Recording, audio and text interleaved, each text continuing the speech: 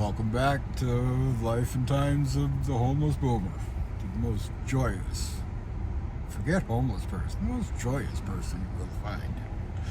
And I want to bring that joy to the world. And I'm doing it today. I'm doing it under extreme stress. And life sucks. And I'm going to make the best of it. And I'm not talking toxic positivity. It's in my eyes. My smile matches my eyes, or my eyes match my smile.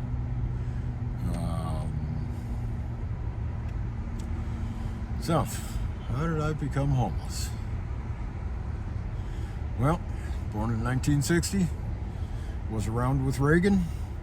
Statistically, half the population is boomers over 50. And, so statistically, I should be here.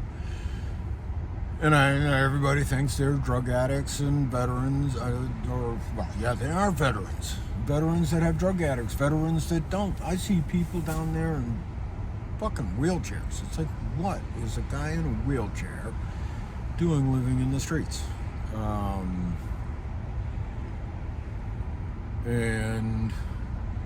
But anyway, I grew up middle class, privileged white boy, privileged in I have white skin, but not privileged in much of anything was bought for me. I would have had to gone into debt. My mom and stepdad wanted to. They wanted to take the family to Disney World or wherever that was down in Florida. My brother Gordon and I were in high school, so the only way they could afford to go to Disney World is if Gordon and I stayed home, which might seem kind of mean, but we were in high school. That was the best Disneyland adventure we could have. Mom, Dad out of the house, and Gordon and I have it to ourselves. Party time. But anyway, so I graduated in 78.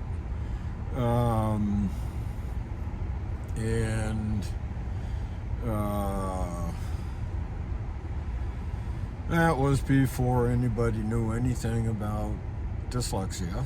So I think it was my freshman, sophomore year. No, I guess it would have been my sophomore year that I got tested, and yes, it was dyslexia I had. They didn't know anything about forms, and since then I've read articles about putting an orange film over text and it just becomes readable. None of which I had access to, and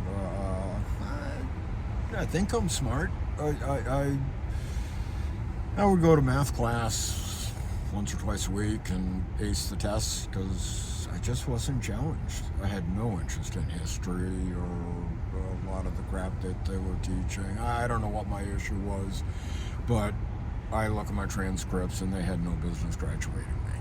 Thank God that was back when they did graduate people that didn't have an education.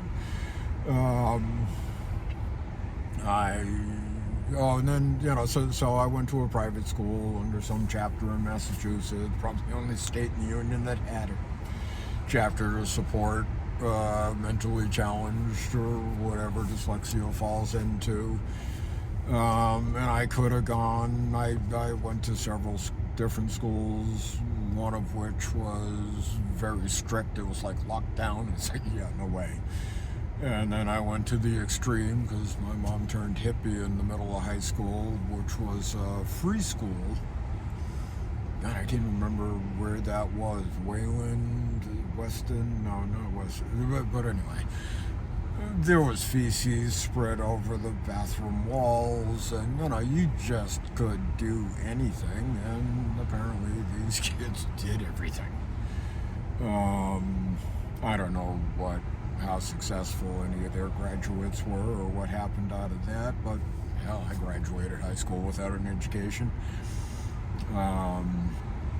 And, because my dad died in the Air Force, I was able to do a VA-approved cabinet making. Okay, I can do that. I loved working with my hands, and I'm good at it. And, so I did that for 2 years. And then I moved up into a shop that did high-end furniture, antique replications. We did zebra wood bedroom sets. I'm talking some incredible work these guys did. Unfortunately, year and a half or year or so into that, I was already into the S training, and we took that on at a cultish level.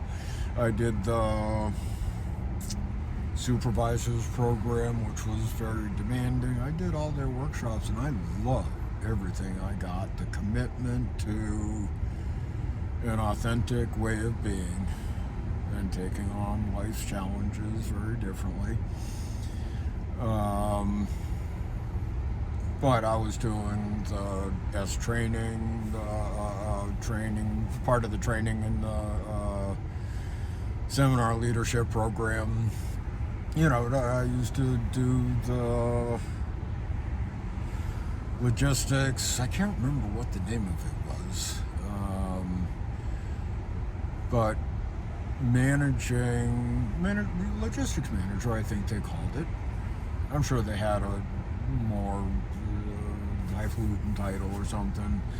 But I used to run a crew of people to get the S trainings completed. And I would have to take on, we were in the Bradford Hotel at the time, that's in Boston. Old hotel. The elevator clunked and rattled, and I used to have nightmares about that thing letting go and I was falling down, the elevator free falling. But their AC condition wasn't, AC condition or HVAC unit was not, well, it was up in par with the elevator, and it would break regularly, and that was part of my logistics, and part of the S training was reasons or results. Get it done. And I produced miracles. I would have that AC fixed, because the S training used to go until 2, 3, 4 o'clock in the morning, and would get 2 hours of sleep, and I was good at it. I loved it. I was good with the people. I once led up a team of people to do logistics for the 6-day training, which was a phenomenal program, and the assisting was phenomenal. And what I learned from that was, that was all good professional shit. How to be with people, how to get people to do what you want to do, and have them get to love you while they did it. And talking about love, they were also into like the hippie free sex, and again, removing the stigma around words, around sex, and all of that. So that was some good times, because I missed the 60s. I was born in the 60s, so I missed the hippie free sex.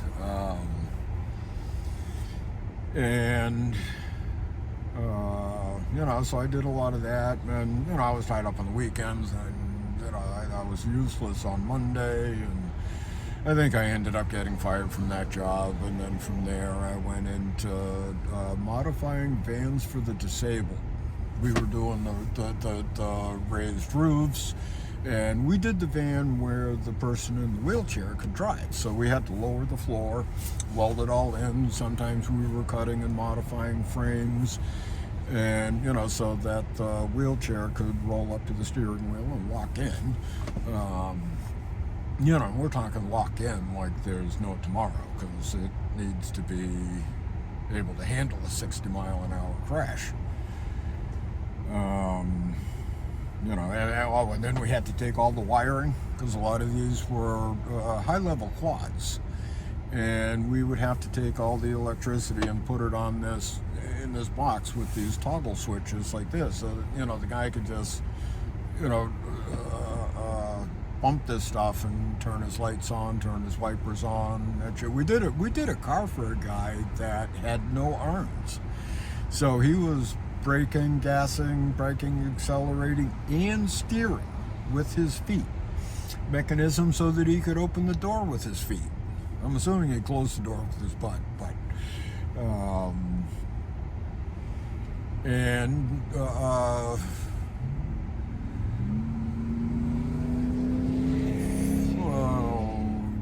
I now somewhere in there, I moved to Colorado with a girlfriend. She was going to go to school there. I went out there with her, and that's where I actually learned the value of being informed. Because I was talking to her dad, and what I was going to do out there, and I had this image of these houses in Vail and ski, huge, just high end. Because I always strived in my work to accelerate, to be always challenged, learning, growing. That's why I went from kitchen cabinets to high-end furniture, and then the modifying vehicles for the disabled was an associate through the S training. So I did that, and again mechanical, learned how to weld and rewire vehicles, and we had to do extended columns that would come down. We did some amazing stuff. The guy I worked with was a brilliant engineer. I think he had a patent on how to modify a power steering pump so that it didn't have any resistance. You know how you take a corner and you're going to go straight. You can pretty much let go of the wheel and it will straighten out, and then you adjust it. They didn't have the strength for that resistance, so we had to do it zero resistance, and then we'd put a peg on there. So sometimes they had to wear a brace so they get their hand on there. It was some really cool stuff. And then I moved to Colorado, and I was talking to I was on my way to moving to Colorado, and I was talking to my girlfriend's dad. And he was asking what I was going to do, and I figured I was going to go there and build some really high-end houses. Yeah, and he said, "Yeah, the economy's not doing so good there. Building's down." And sure enough, I got out there and I was framing for $6 an hour, which was it's fucking peanuts. Because I was actually making. Around then, I think I came back to Boston. I lose track of timelines.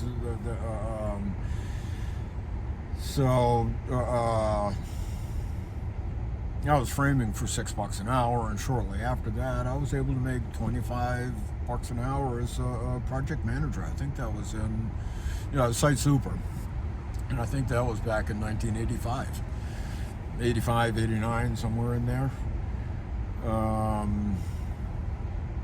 And I also lived in four corners of the U.S. and someplace in the middle.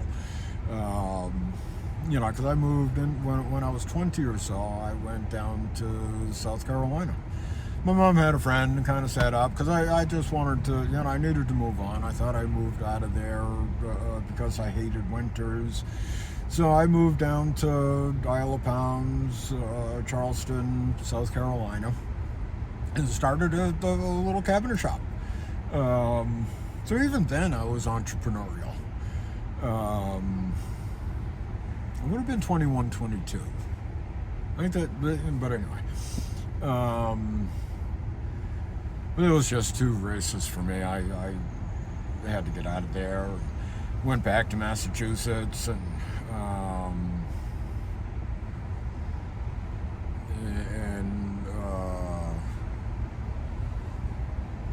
from there I went. It's like, how can somebody rationally decide where in the U.S. they want to live? Because we have every geological, meteorological conditions throughout the country. So I lived in, first South Carolina. I lived in New York. I lived in New Hampshire. Moved to Colorado. Came back to Massachusetts.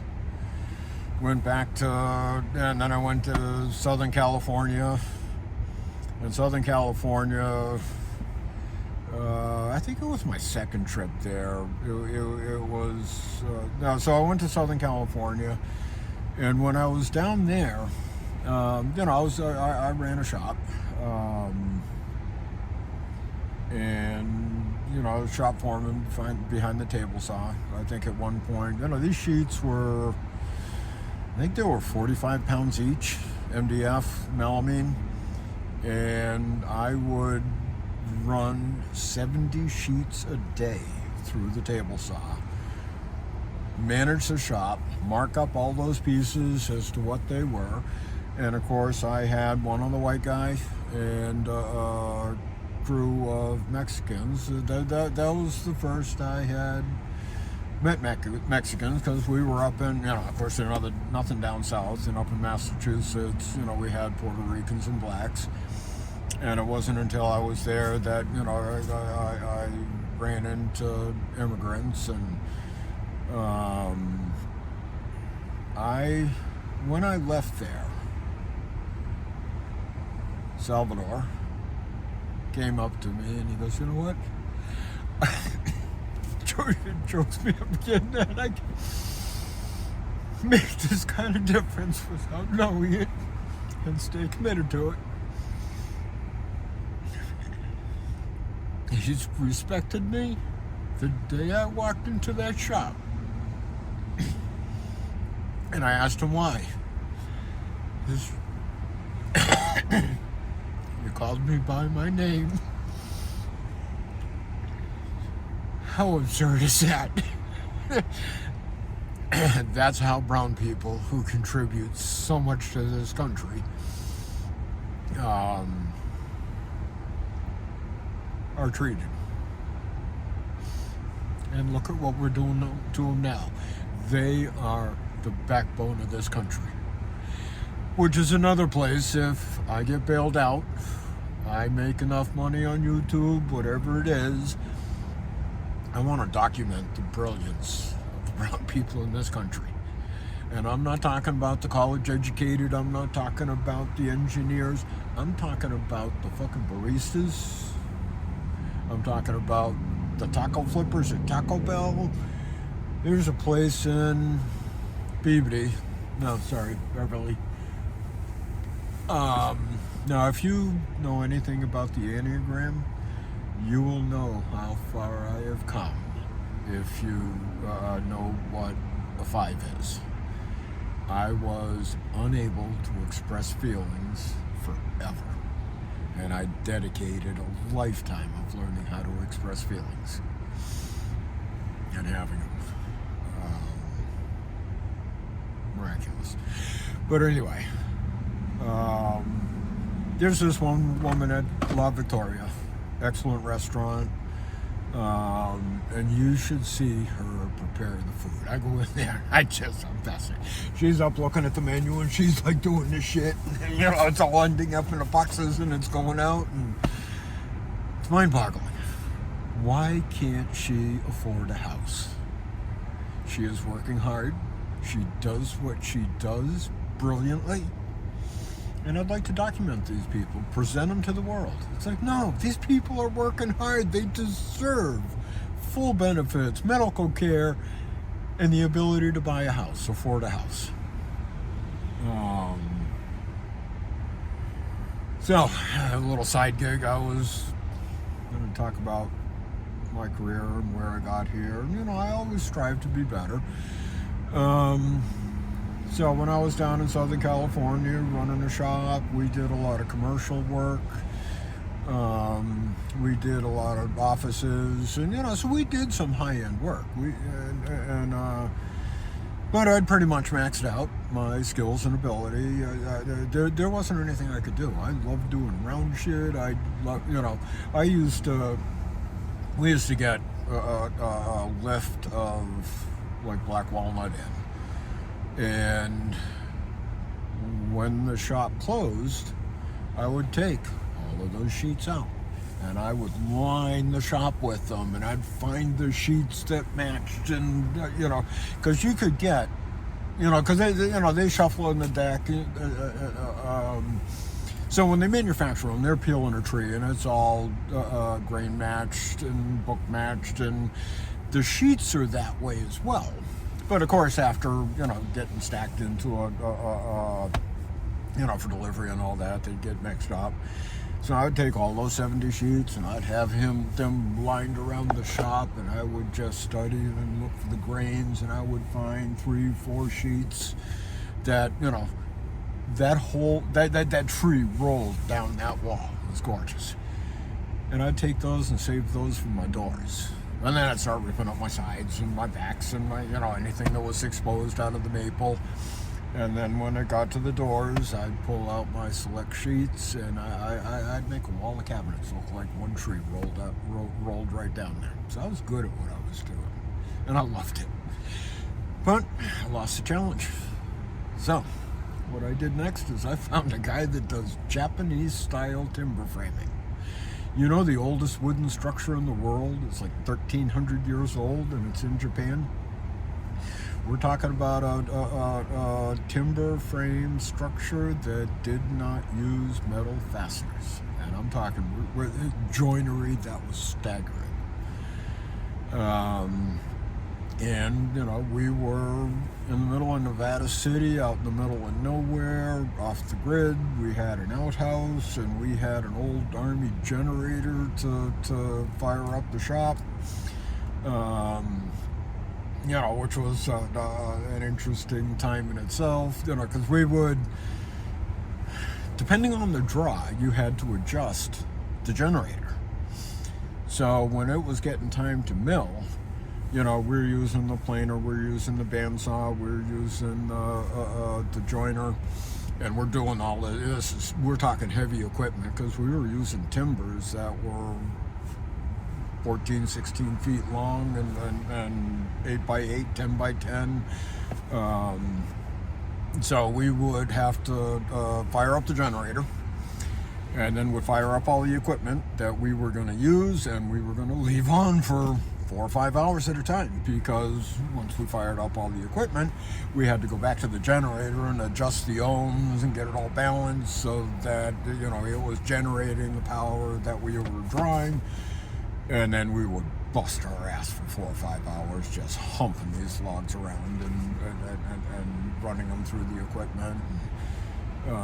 Some of the hardest work I had ever done. And we actually did John Peters and Peter Goober's office. They were the highest paid producers at the time, I believe. They came out with Batman, Gorillas in the Mist. I mean, no expense spared. So I have always challenged myself. I have always gone for going better. Did that for a couple of years, and I had to be doing something else. I think I moved to Colorado after that. Well, I don't know. You get 60 and there's so much that happens in your life. I always forget about time and lose timelines anyway. But I had blown out a knee on... well, that was actually before. But anyway, I blown out my knee skiing, and then finished it off on a roof.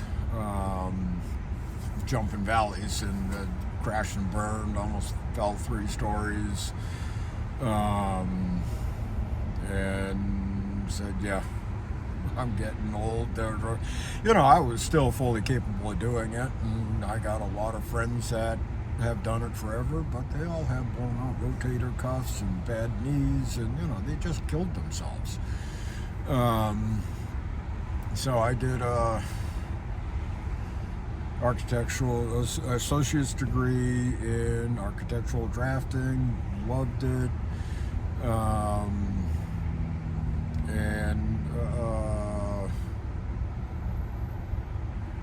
was good at it. I loved writing Autolist programs and automating AutoCAD because I couldn't stay. It's absurd to use automated. Even way back then, drawing lines and circles. If you're not writing Autolist programs and building libraries and all that, but the most fun was the list programs. I also like running macros in writing macros in Excel. But that was part of Corinthian schools, which was sued and put out of business because of deceptive sales practices and predatory lending to get people in schools. They got sued, and a lot of people got their money back. And but no, mine was outside of the statute of limitations, so I got defrauded and nobody cared. Couldn't really make a living at it. I did it a few times, and then I kept going back to construction and trying something else, associated project management. And then I landed kitchen and bath design. I was fucking good at it. Loved it. Of course, I love customers and people and all of that. And started my own business and was actually doing fairly well. And then 08 came around. Bought a house right around there in 08 as well. So just got saddled with a house and got laid off, and I was unemployed for nearly 2 years. And Obama extended the unemployment benefits because it was a fucking disaster.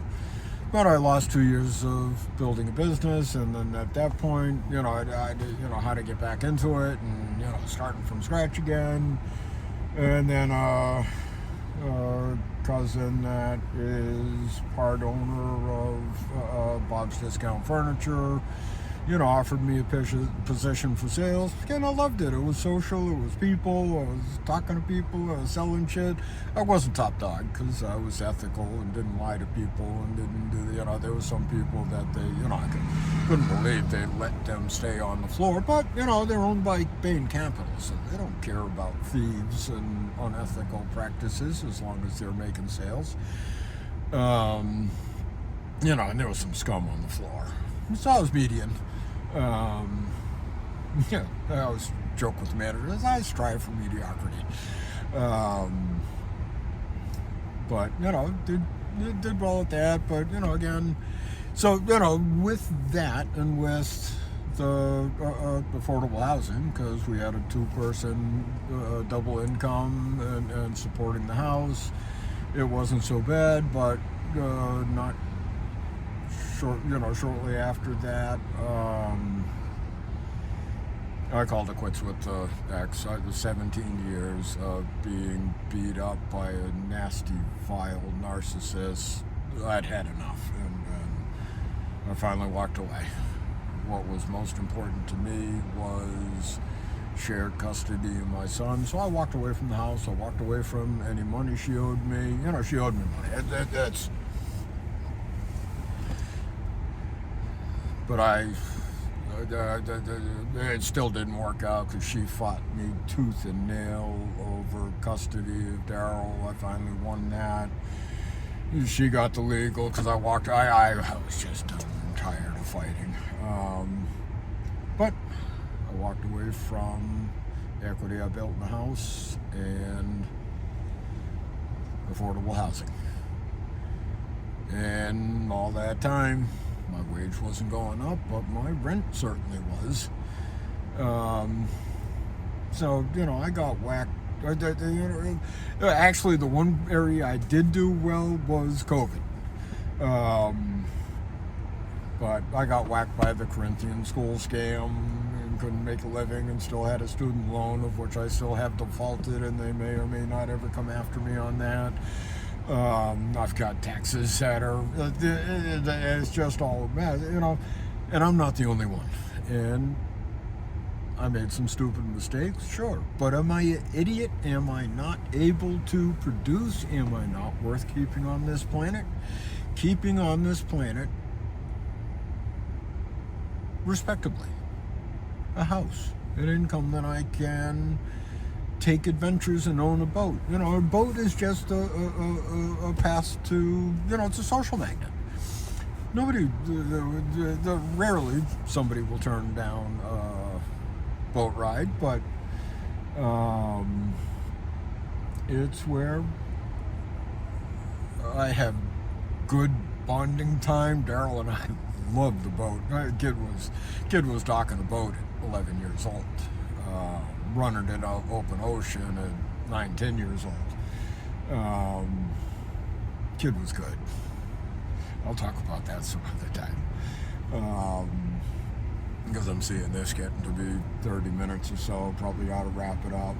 But I worked hard all my life. I took on new challenges. I was always trying to advance myself. And every time I turned around, I was getting whacked down. The Corinthian schools things, the 08 crisis, and I'm sure there was other shit that, I'm not remembering. But at every turn, I got knocked down. And this whole time, wages are getting suppressed more and more and more. So right now, I don't know if I can even make 50 grand that I was making back in 85 something. So I worked hard, I played hard, and here I am. I can't take a shower, I don't have housing, so what the fuck am I gonna do?